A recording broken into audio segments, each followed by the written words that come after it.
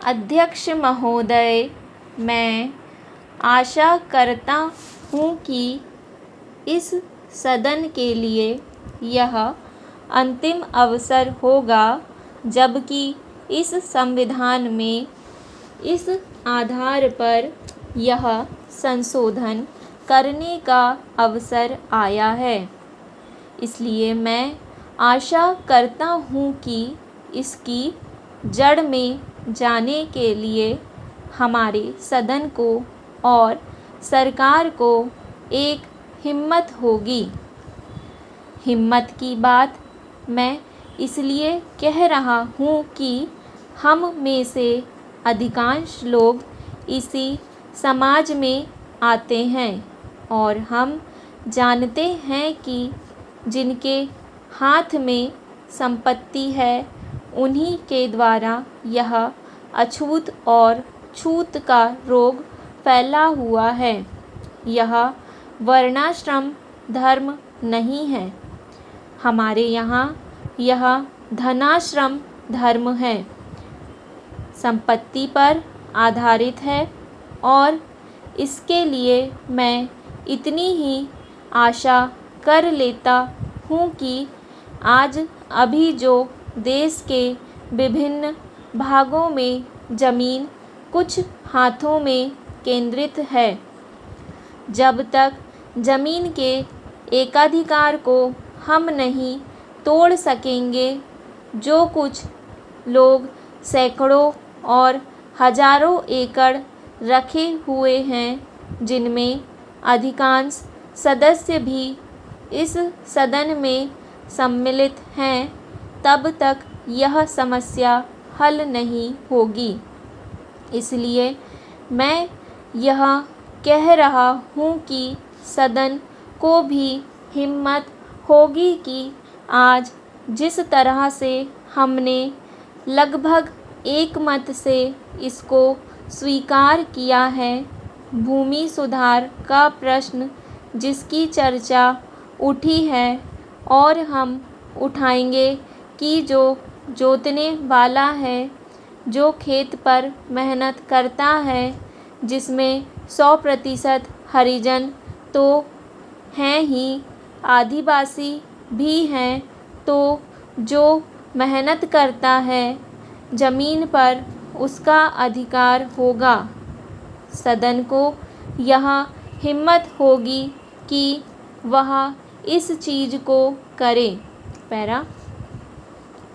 यह मैं आशा करता हूँ कि और नहीं होगी तो मैं समझता हूँ कि यह हमारे लिए एक ढकोसला होगा।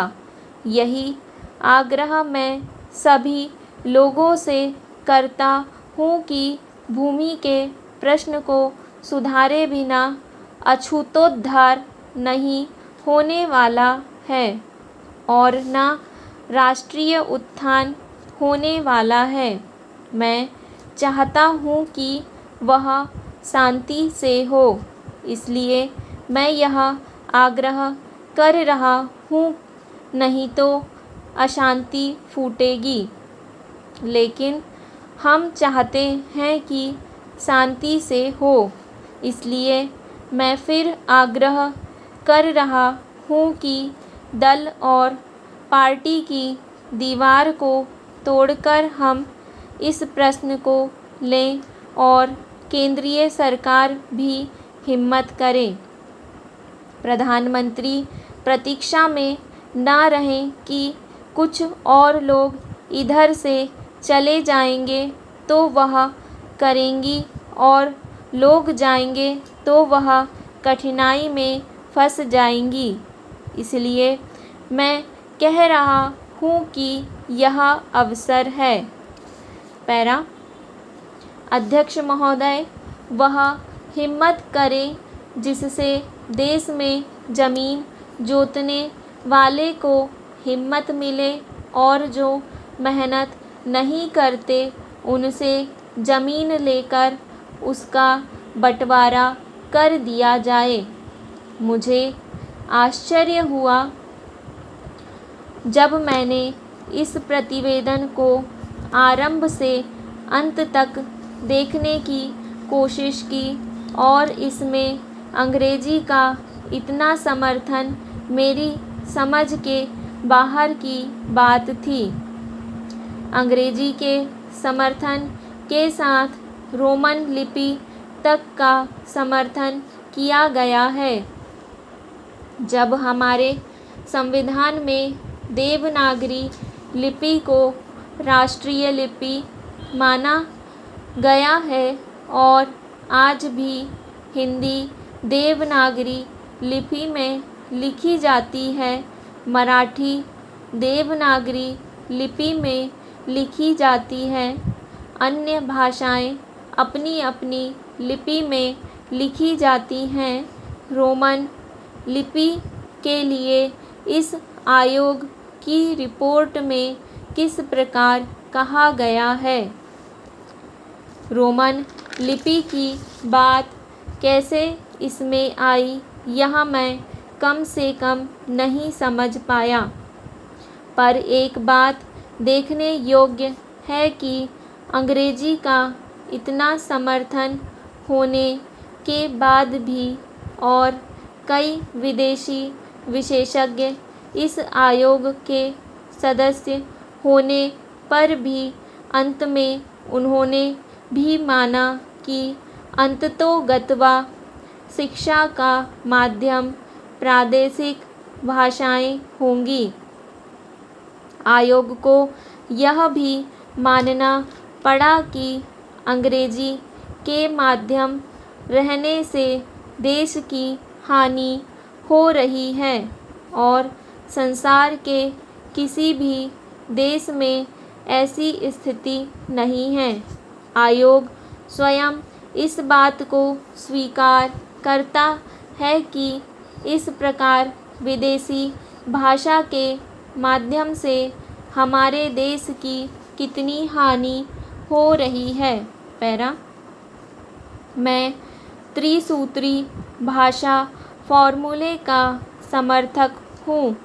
हिंदी साहित्य सम्मेलन, जो हिंदी की सर्वमान्य संस्था है जिसका इस समय मैं अध्यक्ष हूँ, उस सम्मेलन ने भी त्रिभाषा फॉर्मूले को स्वीकार किया।